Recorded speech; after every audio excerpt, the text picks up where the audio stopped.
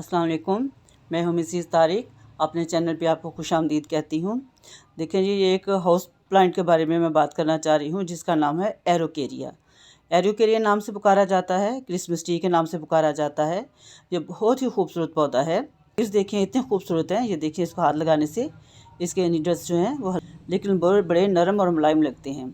ये देखें बहुत ही प्यारा, बहुत ही खूबसूरत है। देखने में बड़ा अच्छा लगता है, इसकी गिलहरी बड़ी खूबसूरत लगती है। देखने में आँखों को बहुत भला लगता है, छूने से भी बड़ा अच्छा ये महसूस होता है और देखने में बड़ा अच्छा लगता है। बहुत ही खूबसूरत प्लांट है जी। ये पहाड़ी पौधा है, पहाड़ में उगा हुआ होता है, जो कि पहाड़ के ऊपर जो स्लाइड होती है, जो ढलवान होती है, उसके ऊपर ये उगा होता है। और बारिश का पानी जब इसमें पड़ता है तो वही पानी ये अपने इसकी जो मिट्टी जो है वो स्टोर करती है, वहीं से ये पानी लेता है। तो बड़ा खूबसूरत वहाँ पे चलता है। इसका कद जो है तकरीबन 30-35 फुट से ज़्यादा इसका शायद कद होता है। और उसके बाद इसकी जो उम्र है वो हज़ारों साल में होती है।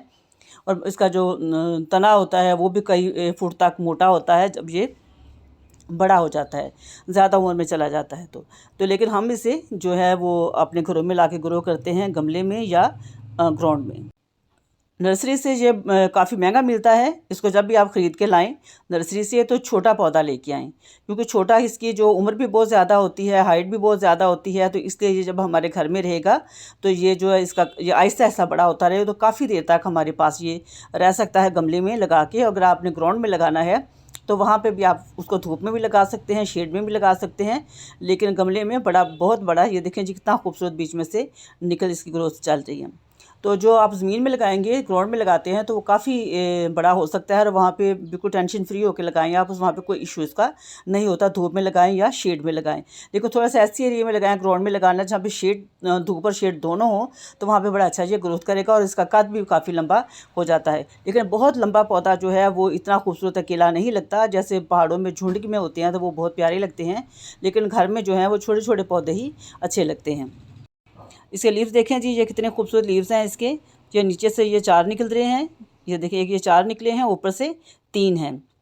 नमी इसको ज़्यादा पसंद है, इसलिए जब आप ख़रीद के लाएँ तो इसको ला के पौधों के झुंड में रखें ताकि इसको नमी जो है वहाँ से। देखें जी, मैंने इसको एक गमले के ऊपर रखा हुआ है। ये देखें नीचे गमला है जो मैंने बाद में फ्यूचर में इसी में इसको ग्रो करना है। इस गमले के अंदर मैंने इसको रखा हुआ है। इसका मतलब ये है कि जब इसके अंदर में रखने का मकसद ये है कि जब इसके अंदर आप रखोगे तो इसके अंदर जो पानी हम इसको मिक्सिंग करेंगे वो पानी भी गिरेगा और गमला भी गीला हो जाएगा और गमले की मिट्टी भी गीली हो जाएगी और नीचे वाली मिट्टी भी गीली हो जाएगी। तो इससे इस पौधे को जो है वो ज़मीन पर रखने की फीलिंग्स होंगी। जैसे ये नर्सरी में रखा गया था यही फीलिंग्स इसको होंगी कि मुझे ज़मीन पर रखा गया है। वैसे गमला भी ठंडा रहेगा, नीचे से ह्यूमिडिटी मिलती रहेगी इसको, तो इस तरह ये पौधा जो हरा भरा भी रहेगा। जब इस पौधे को आप नर्सरी से लेके आते हैं तो उस टाइम इसकी जो, अगर आप देख लें कि ये छोटे गमले में है, इसको रीपोर्ट करने की ज़रूरत नहीं है तो इसकी रीपोर्ट ना करें।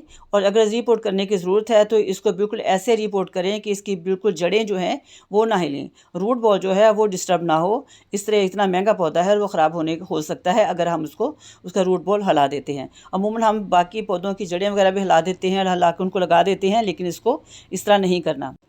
इसको पौधे के हिसाब से पहले गमला लगाएं और इसकी जो आपने मिट्टी तैयार करनी है, सॉइल तैयार करनी है, वो वैसे ही करनी है जैसे हमने अमूमन गमले के पौधों की करते हैं। रेत, मिट्टी और खाद शामिल करके और फंगीसाइड शामिल करके इसकी मिट्टी तैयार करें। उसको रूट बॉल जैसे ही आप निकालते हैं वैसे ही उसको इसके अंदर गमले में शिफ्ट कर दें। उसको बिल्कुल उस मिट्टी को ना हिलाएं, किसी चीज़ को ना हिलाएं और उसके बाद उसको पानी दे के अच्छी तरह उसको शेडी एरिया में रख दें। बाकी बात करें इस पौधे की लोकेशन की तो ये जैसे कि ज़मीन में लगाते हैं, ग्राउंड में लगाते हैं तो वो हमने धूप में लगा सकते हैं। लेकिन अगर हमने गमले में लगाना है तो इसको शेडी एरिया में रखना है, ब्राइट लाइट में, जहाँ बिल्कुल ब्राइट लाइट इसको पड़ती रहे ऐसी एरिया में इसको रखना है आपने। लेकिन इसको धूप में फुल सनलाइट में नहीं रखना। फुल सनलाइट में रखने से इसके जो लीव्स हैं वो बर्न हो जाएंगे अगर उसमें रखते हैं तो, क्योंकि इसको नमी पसंद है और नमी जो है वो इसके लीव से उड़ जाएगी, गर्मी की वजह से ख़त्म हो जाएगी और इसके लीव जो हैं वो बर्न हो जाएंगे, ब्राउन हो जाएंगे, ख़राब हो जाएंगे। और इसलिए वजह से इसको शेडी एरिया में रखें। शेडी एरिया में इसको जहाँ पे नमी इसको मिलती रहे, अच्छी हवा मिलती रहे, ऐसी जगह पे इसको आपने रखना है। तो इसके जो लीव्स हैं वो भी बर्न होने की ज़्यादा वजह ये हो सकती है कि इसके जो लीव जो है जो बर्न होते हैं वो ज़्यादा पानी देने की वजह से भी हो सकता है। मिट्टी नमी वाली रहे हर वक्त, लेकिन इसके ऊपर आपने मिस्टिंग करते रहें, लेकिन पानी खड़ा नहीं होना चाहिए। पानी अगर खड़ा होगा तो इसकी जड़ें जो हैं वो गल जाएंगी और पौधा ख़राब हो जाएगा। तो आपने इसको नमी वाली इसकी मिट्टी रखनी है। उसके अलावा इसके टाइम टू टाइम जैसे ही जब बड़ा होता जाएगा तो इसको आपने बड़ा गमला देना है। बड़े गमले के में आप शिफ्ट करते जाएं इसको, और बड़े गमले में हमारा ये काफ़ी बड़ा तक 10-12 फीट तक ये जा सकता है। अगर आप उसको 18-20 इंच के गमले में आप रखते हैं, लगाते हैं, ऐसे गमले में अगर आप ग्रो करेंगे तो ये उसमें भी इसकी हाइट काफ़ी बड़ी हो जाएगी, तो उसमें बड़ा अच्छा ये चलता रहेगा। तो इस तरह हमारे पास ये पौधा जो है बड़ी अच्छे देर तक ये चल सकता है। बात करें खाद की इसकी, तो खाद जो है इसको आपने गोबर की खाद दे सकते हैं, कंपोस्ट दे सकते हैं, इसलिए कि ये ग्रीन पौधा है, इसको नाइट्रोजन की ज़्यादा ज़रूरत है। ऐसी खाद जो गोबर में नाइट्रोजन मौजूद होती है वो आप इसको खाद दें, और वो इसको बाहर के मौसम में जब बाहर का मौसम होता है उस वक्त, और जब बरसात का मौसम ख़त्म हो जाता है उस वक्त आप इसको एक एक मुट्ठी भर के खाद दे दें, गमले के हिसाब से। अगर गमला बड़ा है तो ज़्यादा थोड़ी दे लें, अगर गमला छोटा है तो एक मुट्ठी काफ़ी है। उसको इसकी खाद जो है गोबर की वो इसको दें, तो ये बड़ा अच्छा ग्रीन रहेगा और बड़ा अच्छा ये चलता है। बाहर के मौसम में इसकी ग्रोथ स्टार्ट हो जाती है, उसमें ये ग्रोथ करता है, और सर्दी के मौसम में ये स्ट्रेस में चला जाता है। तो उसमें जो है ये कुछ दिन सर्दी के मौसम में बिल्कुल रहता ग्रीन ही है, लेकिन इसकी ग्रोथ जो है वो रुक जाती है। लेकिन आपने इसको मिस्टिंग करते रहना है, और हफ्ते में 1 या 2 दफ़ा पानी देना है, बहुत ज़्यादा पानी नहीं देना, खाद भी नहीं देनी। उसके अलावा ये इसकी जो बात करें, गर्मी के मौसम में इसकी ग्रोथ स्टार्ट हो जाती है। जैसे ग्रोथ स्टार्ट होती है तो इसके अंदर से लीव्स जो हैं वो स्टार्ट होने शुरू हो जाते हैं।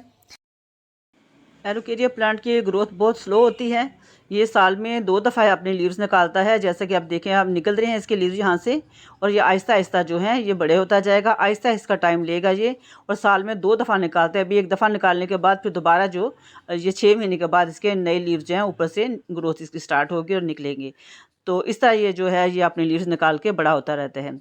और जैसे ही ये इसकी उम्र ज़्यादा होती जाती है तो ये लीव्स जो हैं ये लंबे हो जाते हैं, लंबाई में ज़्यादा होते जाते हैं, और नीचे ये झुकते रहते हैं। इस तरह जैसे ये झुक रहे हैं इस तरह ये झुकते रहते हैं। तो इस तरह ये पौधा जो है ये इसके लीव्स बड़े भी होते जाते हैं, और ऊपर से नई ग्रोथ जो है वो स्टार्ट रहती है। और नीचे जब लीव्स जो हैं वो पुराने हो जाते हैं, बर्न हो जाते हैं या ख़राब हो जाते हैं, तो उसको फिर आहिस्ता आहिस्ता वो काट देते हैं। फिर बड़ा अच्छा ये चलता रहता है। बाकी बात करें इसकी प्रोपगेशन की, तो प्रोपगेशन इसके सीड से की जाती है। सीड से ये बड़ा अच्छा बीज के साथ ये बड़ा अच्छा ग्रो होता है। जो बाहर के ममालिक से इसके बीज आते हैं, जो कि हज़ारों की तादाद में रैप किए होते हैं, पैकेट्स में बंद होते हैं, जो कि नर्सरी में उगाए जाते हैं। वो 1-2 बीज नहीं मिलता, हज़ारों में आते हैं, जो कि नर्सरी वाले ख़रीदते हैं और उसको अपने नर्सरीज़ में उगाते हैं, ज़मीन में उगाते हैं। और उगाने के बाद जैसे ये 1-1 फुट का प्लांट्स हो जाते हैं ये सारे, तो इनको छोटे छोटे गमलों में इनको रिपोर्ट करके और फिर ये नर्सरीज़ में भेजते हैं हमारे पास, जैसे हम जाके वहाँ से ख़रीद के ले आते हैं। तो उसके अलावा कटिंग से बात करें तो कटिंग से भी ये ग्रो किया जा सकता है, लेकिन कटिंग से अगर आप ग्रो करोगे तो उसके अंदर ये यहाँ पे ये जो जगह यहीं से ग्रोथ स्टार्ट होगी इसकी।